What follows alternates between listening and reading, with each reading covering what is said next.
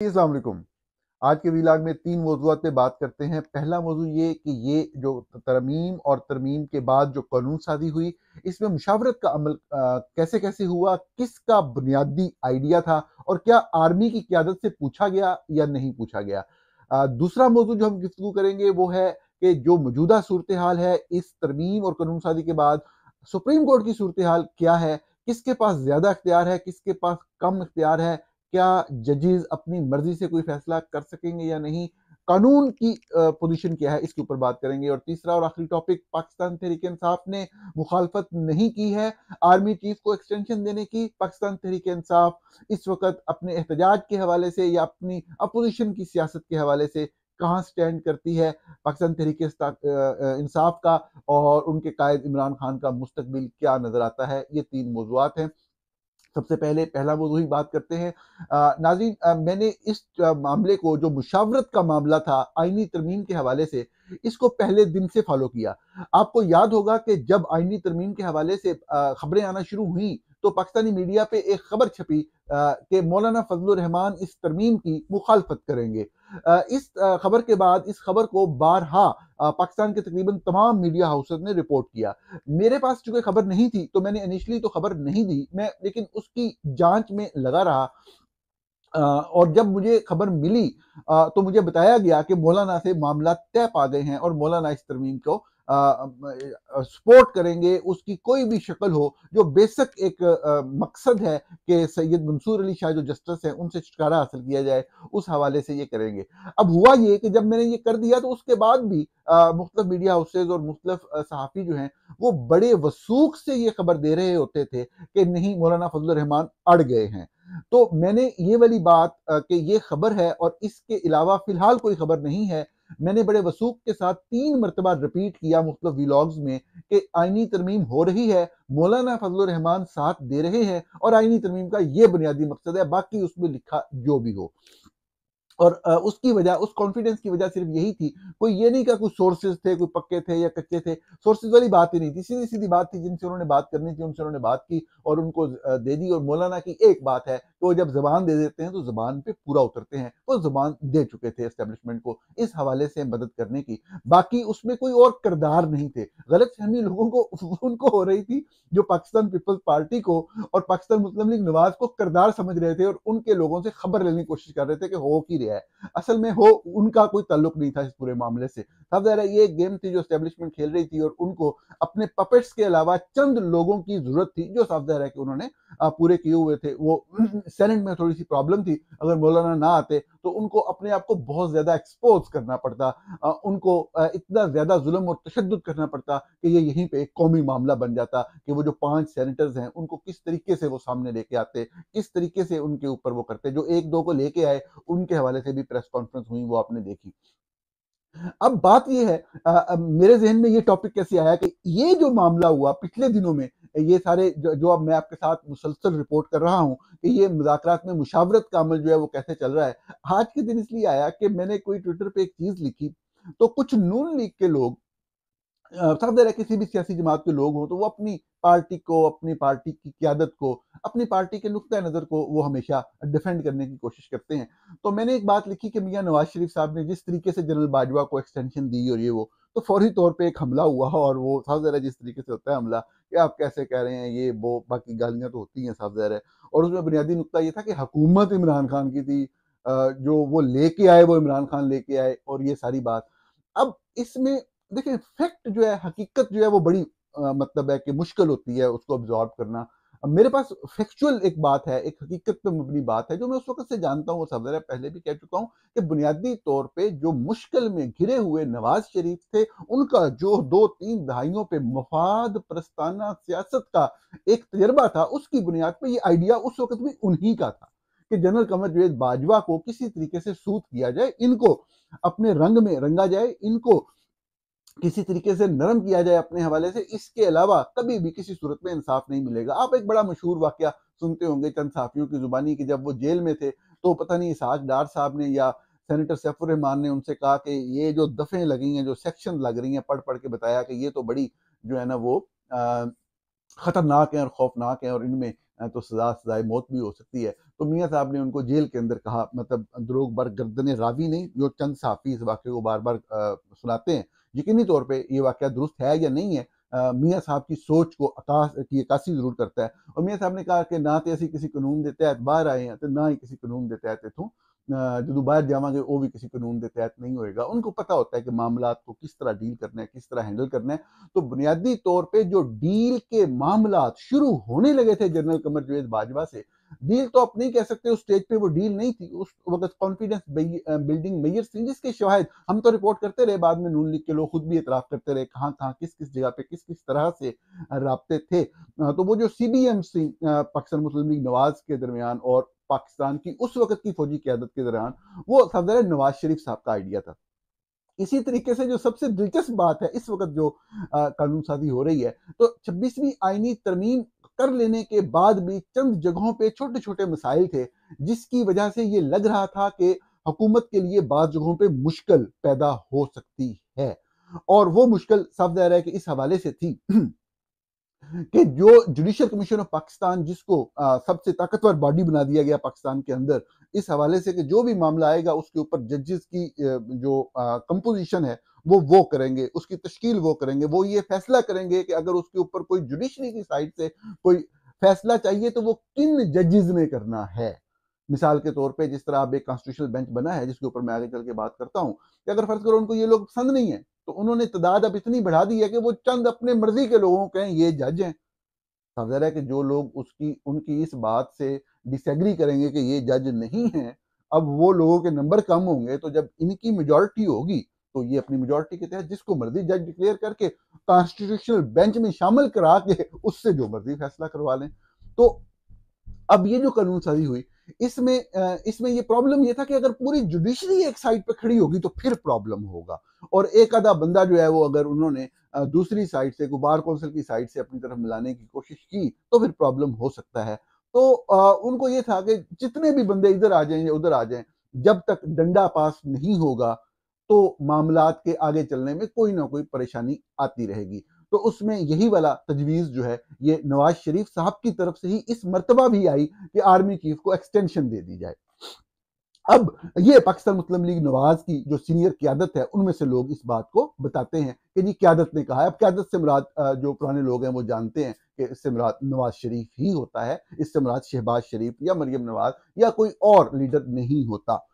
एक ही शख्स की बात चलती है, जिस तरह पाकिस्तान पीपल्स पार्टी में आसिफ अली ज़रदारी की चलती है, जिस तरह फाइनल वर्ड पाकिस्तान तहरीक-ए-इंसाफ में इमरान खान का होता है, जो हमारी एक सियासत की बदकिस्मती है कि मुशावरत का एक अमल के लिए कोई ऐसी बॉडी नहीं जहाँ पे कोई ब्रेनस्टॉर्मिंग हो, जिसके अंदर कोई डिस्कशन हो, जिसके अंदर थिंकिंग प्रोसेस हो और कोई बेहतरीन सॉल्यूशन जो है वो सामने आया जाए। लेकिन हमारे यहाँ ये एक कल्चर है। तो ये नून लीग की क़यादत इस बात की तस्दीक करती है। जो सबसे अहम और सबसे दिलचस्प बात इस सारे तनाज़ुर में सामने आई कि जो मुझे मुस्लिम लीग नून के लोगों ने बताई कि जो मिलिट्री से जिस लेवल पे भी राब्ता था, तो जब उधर से बात की गई तो उधर से कोई इसके लिए कोई रज़ामंदी का इज़हार नहीं किया गया। अब आप सोचेंगे कि ये बात जो मैं कर रहा हूँ, ये तो फ़ौज के हक में जाती है और मैं हमेशा फ़ौज के ऊपर तनकीद करता हूँ, लेकिन ये एक फैक्ट है, ये एक हकीकत है। अब इसका मतलब ये नहीं है कि मैं ये कह रहा हूँ कि जनरल आसिम मुनीर जो हैं कोई बाअसूल सोल्जर थे और वो एक्सटेंशन लेना नहीं चाहते थे और उनको ज़बरदस्ती दी गई है, नहीं ऐसी बात नहीं है। आर्मी का या फ़ौज का या चीफ ऑफ आर्मी स्टाफ का एक अपना प्लान होता है।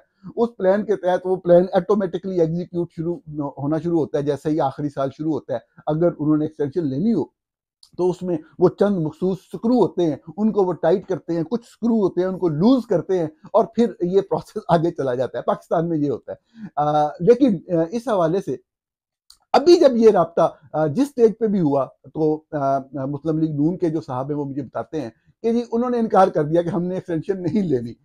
या उन्होंने इनकी तजवीज़ को इन्होंने बताया कि नहीं, हम कोई एडमिनिस्ट्रेटिव स्ट्रक्चरल रिफॉर्म्स की बात की कि हम कर रहे हैं और स्टेबिलिटी और आई डोंट नो कि उसमें क्या लफ्ज़ इस्तेमाल हुए, लेकिन इनकी तरफ से दोबारा कहा गया, बताया गया कि हम कर रहे हैं। तो उन्होंने कहा नहीं, नहीं, नहीं, बिल्कुल आप ना करें, आप ये चीज़ ना करें।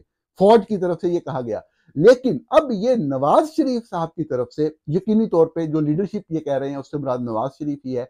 उनकी तरफ से ये था कि जब आपने जुडिशियल कमीशन के अजलास में जाना है, जब आपने जज्जों से टाकरा करना है, उससे पहले ये चीज़ करके जानी है।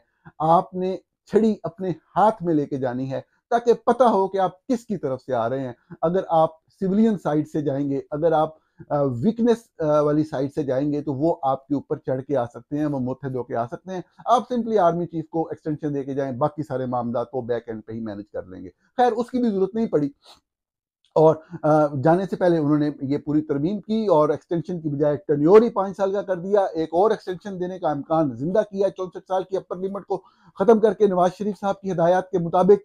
और साफ जाहिर है कि उनका एक जो 3-4 दहाइयों का तजर्बा था वो समोया हुआ नजर आया हमें इस लेजिस्लेशन के अंदर। इसके बावजूद कि जीएचक्यू की रावलपिंडी की लीडरशिप की तरफ से कहा गया, इनकार किया गया, इस हवाले से इनकार जिस लेवल पे भी रब्ता हुआ या जिन अल्फाज में भी कम्युनिकेशन हुई वो यही था कि उनकी तरफ से कोई रजामंदी या उस तरफ से कोई डिमांड वाली बात नहीं थी। ये टोटली पीएमएलएन हुकूमत की मूव थी और हुकूमत के लोग तस्दीक कर रहे हैं कि ये नवाज शरीफ साहब का आइडिया था। ये होती है सियासत, ये होता है विजन और ये होता है मफाद परस्ती की सियासत में आगे बढ़ना, अपने कारोबारों को मुल्क के अंदर और दूसरे ममालिक के अंदर फरोग देने का बुनियादी सा फार्मूला कि आप जब जरूरत हो तो ताकत के सामने डट जाने का तासुर दें, मैं डिक्टेशन नहीं लूंगी की खबरें लगवाएं, बेटी जो है वो मेरिट पे फैसले कर रही है, ये वाली खबरें सहाफियों के जरिए चलवाएं।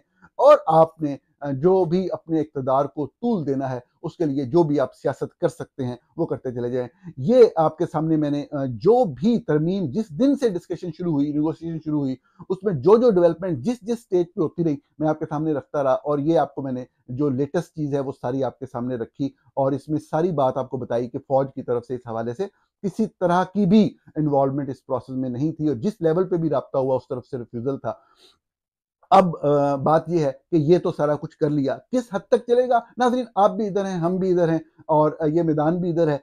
हम देखते हैं अमूमी तौर पे इस पे कोई मैं अभी से तबसरा नहीं कर सकता कि आगे क्या होगा इस हवाले से। ये जो 10 साला मंसूबा है इस पे वो जो इमरान खान के दौर में खबरें थी ना तो वो खबरें पूरी हो सकी और हमारे सीनियर हैं अवैस सलीम साहब सहाफ़ी हैं, उनके मुताबिक मैं उनसे यही कल डिस्कस कर रहा था सियासी सूरत हाल के हवाले से। उन्होंने कहा ना तो वो तोड़ चढ़ा था, ना ही ये मनसूबा तोड़ चढ़ेगा। लेकिन कब ये तोड़ नहीं चढ़ेगा, कब ये वापस गिरेगा, इसके लिए हमें आने वाले दिनों में डेवलपमेंट्स को देखना होगा।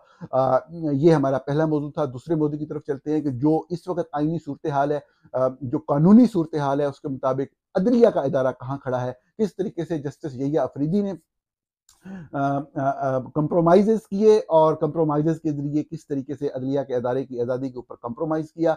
नाज़रीन इस वाले से भी एक चीज़ मैं आपको ज़रूर याद दहानी कराऊँगा कि जब पाकिस्तानी मीडिया ढोल बजा रहा था और बता रहा था कि औसाफ़े हमीदा क्या हैं जस्टिस यहिया अफरीदी के, तो मैं तफ़सीलात में नहीं गया था। मैंने आपको एक ही बात बताई थी और वो बात ये थी कि वो जैसे कैसे भी जज हैं, उनकी जो भी खसूसियात हैं अच्छी या बुरी, एक चीज़ बड़ी वाज़ेह है, जो सबसे बुनियादी तरीन खसूसियत है उनके अंदर वो उनका इमरान खान से बुग़्ज़ है। अब उसकी वजह क्या है? मैंने आपको अर्ज़ किया था मुझे उसकी वजह का नहीं इल्म।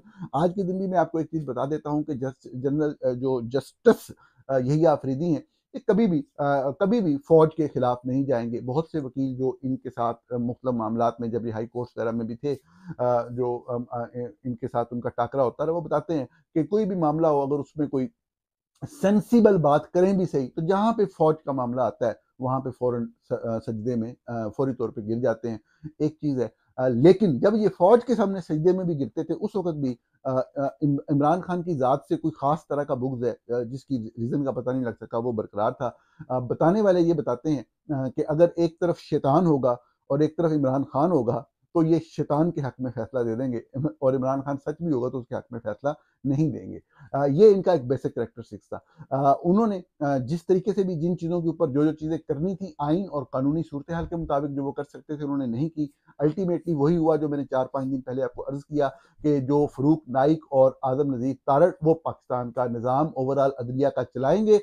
वो जिसको चाहेंगे जज रखेंगे, जिसको चाहेंगे जज नहीं रखेंगे, वो जिसको चाहेंगे किसी बेंच में शामिल करेंगे, जिसको चाहेंगे निकाल देंगे, जिसको चाहेंगे जज लगाएँगे और उतने वक़्त के लिए लगाएँगे जितना उनका दिल चाहेगा। वो चाहेंगे तो इजलास होगा। जी, ये पहला नुक्ता है कि अगर कभी जुडिशल कमीशन का इजलास होना होगा और चीफ जस्टिस ऑफ पाकिस्तान ये चाहें कि ये इजलास ना हो, तो ऐसा मुमकिन नहीं है। जो जुडिशल कमीशन है, उसकी जो हैयत है, जो 13 अरकान पे मुश्तमिल है, जो जिसमें आज जमाल खान मंदोखेल भी शामिल हो गए सुप्रीम कोर्ट के। ये जो एक इसकी हैयत है इसमें जो 1/3 मेंबर हैं वो अजलास को बुला सकते हैं, तो अजलास तो जब भी होगा होगा। जब भी ये चाहेंगे वो हो जाएगा। सिर्फ उसमें ये है कि चंद दिन का डिले हो सकता है, 14 डेज चीफ जस्टिस के पास हैं, और उसके बाद जो सेक्रेटरी टू द कमीशन है वो उसका इजलास जो है वो बुला लिया करेगा। इसके बाद ये है कि जज कौन लगेगा। जज जो लगेगा अक्सरियत से लगेगा, हुकूमत की अक्सरियत है। 6 मेंबर मैंने आपको बार बार गिन के बताए हैं कि ये हुकूमती 6 मेंबर हैं, जिसमें मैं अमीनुद्दीन खान को भी कल भी और पहले के व्लॉग में भी हमेशा हुकूमत का मेंबर मैंने गिना, तो वो हुकूमत के मेंबर हैं। और वो मतलब है उनको मिला के एक पूरी वाजे जो है मेजोरिटी बनती है हुकूमत की साइड की, और वो जिसको चाहेंगे वो जज लगा देंगे। अब मैं ये क्यों कह रहा हूँ कि जो केस वो चाहेंगे जो सुने वही सुनेगा, तो वो आपको पता है कि वो नए बेंचेस बनाना चाहें, जब मर्जी बनाना चाहें वो बना सकते हैं, नए जजेस को लाना चाहें ला सकते हैं। अगर किसी केस के हवाले से कोई भी केस आया है, आप फर्ज करें वो कॉन्स्टिट्यूशनल केस नहीं भी है, और हुकूमत को खदशा पैदा हो गया है कि इस केस का फैसला जो है ये हमारे खिलाफ आएगा, किसी भी हवाले से हुकूमत का कोई इंटरेस्ट है उस केस के अंदर, वो फर्ज करें क्राइम का कोई केस हो, तो उसके ऊपर अगर कोई सवाल अराइज हो गया कि जी ये तो कॉन्स्टिट्यूशनल केस है, तो इसका फैसला भी चीफ जस्टिस ऑफ पाकिस्तान नहीं कर सकेंगे।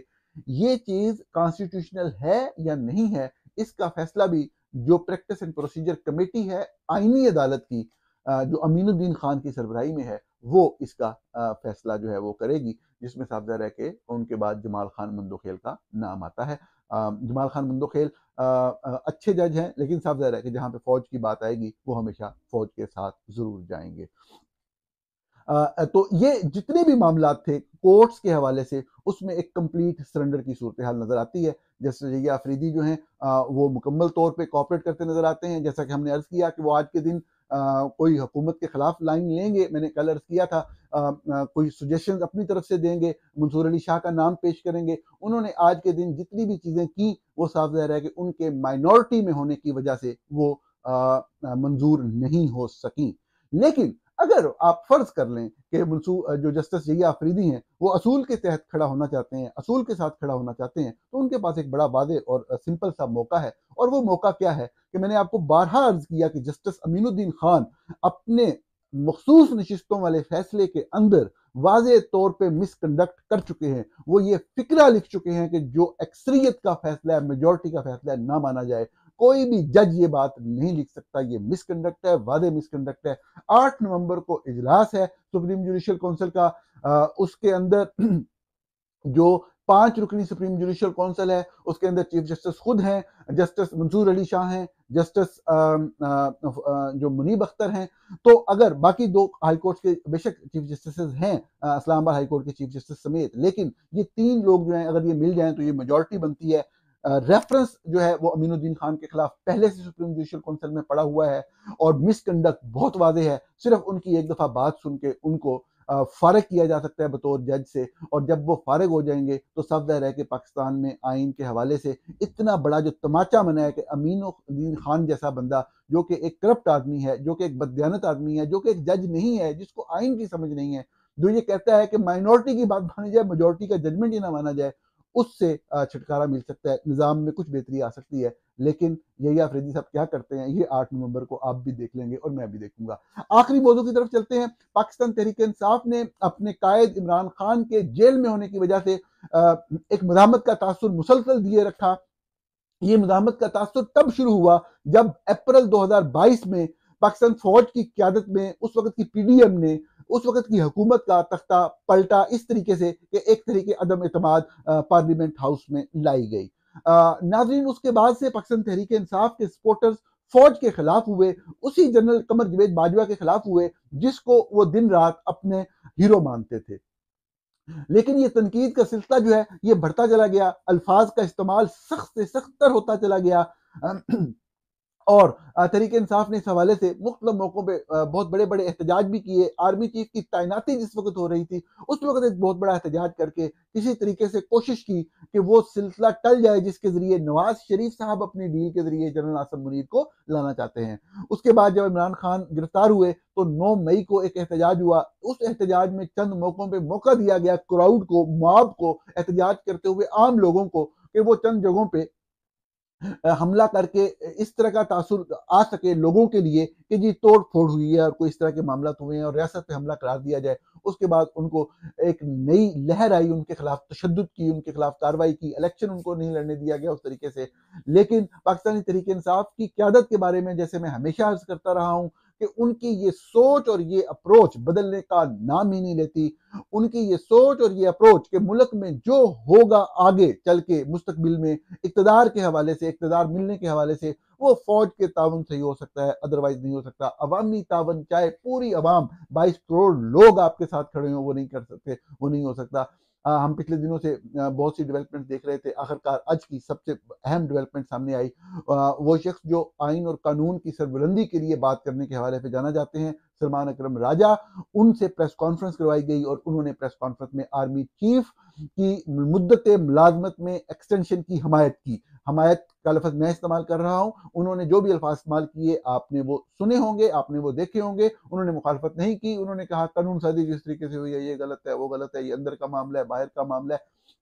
मामला सिर्फ एक था कि आर्मी चीफ जो हैं वो अपनी मुद्दत मुलाजमत मुकम्मल करके घर चले जाएं और नया आर्मी चीफ आए। पाकिस्तान आर्मी के अंदर इदारे के अंदर डिसिप्लिन की कोई सूरत पैदा हो, पाकिस्तान आर्मी का इदारा आगे चले, प्रोफेशनली आगे चले। जो उनका आईनी काम है दहशत गर्दी के खिलाफ लड़ना, फॉरेन एग्रेशन के खिलाफ लड़ना, अपनी दिफाई हुकूमत अमली को बेहतर करना, बनाना, एक डिफेंस स्ट्रेटजी होना पाकिस्तान की बाकायदा, उसके ऊपर काम करें। प्रोफेशनल सोल्जर जो है वो आगे आए। वो ख्वाब शर्मिंदा तबीर ना हो सका। एक मरतबा फिर पाकिस्तान तहरीक इंसाफ मुकम्मल तौर पर साथ, एक मरतबा फिर से इस हवाले से कि उनको कोई एतराज़ नहीं। जनरल आसिम मुनीर वो खूनख्वार जनरल जिन्होंने उनके ऊपर मज़ालम के तमाम हदें क्रॉस की, उनको एक्सटेंशन देने के हवाले से ये पाकिस्तान तहरीक इंसाफ का एक डिक्लेयर्ड मौक़िफ़ है, एक असूली मौक़िफ़ है। और इसकी वजह आप सब लोग जानते हैं, आप चाहे तहरीक इंसाफ के सपोर्टर हों, चाहे उसके नाक़िद हों, आपको इस बात का पता है कि ये चीज़ कैसे हुई, कैसे हुई होगी और किस तरीके से सलमान अकरम राजा जो हैं वो ये बात कर रहे हैं। मेरे पास जितनी मालूमात है मैं वही शेयर करता हूँ, मैं खुद से गेस वर्क नहीं करूँगा। लेकिन बहरहाल ये जो उनकी एक सियासत थी, एक मुज़ाहमत की सियासत थी, आज उसका यकीनी तौर पे आखिरी दिन था पाकिस्तान के अंदर।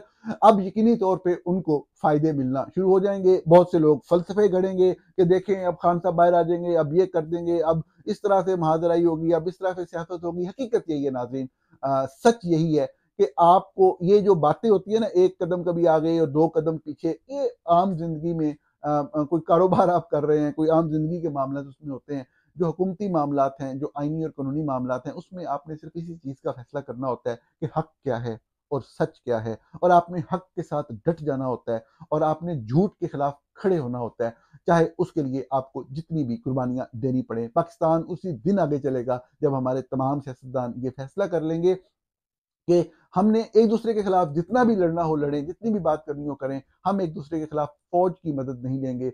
ये बात हकीकत है, ये माननी चाहिए कि चाहे वो नून लीग हो, चाहे पीपल्स पार्टी हो और चाहे तहरीक इंसाफ हो। मेरा बहुत से लोगों से, बहुत से दोस्तों से इस मामले पे इत्तेफ़ाक होता है। वो कहते हैं नहीं वो ज़्यादा है, वो कम है। नहीं, ऐसी बात नहीं है। सारे एक बराबर हैं इस हवाले से, हर कोई फ़ौज की मदद लेना चाहता है। आज के दिन भी अगर इमरान खान को फ़ौज कहे कि वो उनके साथ है, तो वो और उनके साथ मिलके हुकूमत का तख्ता पलटने को तैयार हैं। इमरान खान आज एक लम्हे को उस हवाले से तैयार होंगे। यही सूरत-ए-हाल नवाज़ शरीफ की है, यही सूरत-ए-हाल आसिफ अली ज़रदारी की है। नवाज़ शरीफ के हवाले से सिर्फ़ ये है क्योंकि उनके माली मफ़ादात सबसे ज़्यादा होते हैं। इमरान खान के उस तरह से माली मफ़ादात नहीं है। तो वो माली मफ़ादात हासिल करने के लिए अपनी जायदादें, अपने ख़ानदान के कारोबार को पूरी दुनिया में वुसअत देने के लिए एक हद से ज़्यादा आगे जाके डील करते हैं, ज़्यादा मफ़ादात देने की कोशिश करते हैं, ज़्यादा आगे लेटते हैं, उनको मैक्सिमम स्पेस देते हैं।